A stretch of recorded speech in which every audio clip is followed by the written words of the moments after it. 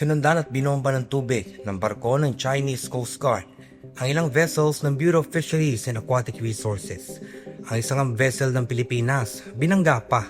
Nangyaring lahat ng yan itong linggo malapit sa Pag-asa Island na parte ng teritoryo ng Pilipinas. Ang mga barko ng BFAR nagsagawa ng isang humanitarian mission para sa mga Pilipinong mangingisda sa Pag-asa Island nang mangyaring insidente.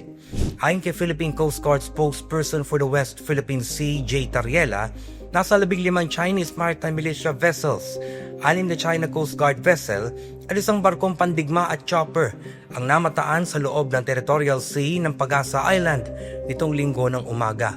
Kwento niya, binangga ng isang Chinese Coast Guard vessel ang BRP Datu Pagbuaya na nagdulot ng minor damage sa barko ng Pilipinas. Mabuti na lamang walang nasaktan sa insidente.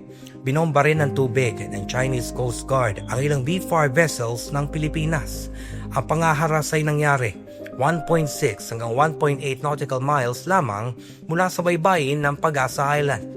Samantala ay naasahang maghahain na rin ng diplomatic protest ang Pilipinas pagkatapos ng insidente.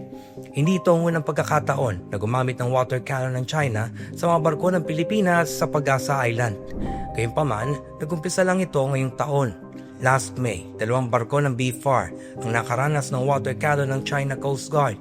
Lula ng mga barkong ito ay mga scientist na nasa routine mission para kumulekta ng sand samples sa Sandy Cay na parte ng Pag-asa Island. Ang Pag-asa Island ay tahanan ng nasa 500 mga sibilyan, pangingisda at may outpost na din ang Philippine Navy at Philippine Coast Guard sa nasabing lugar.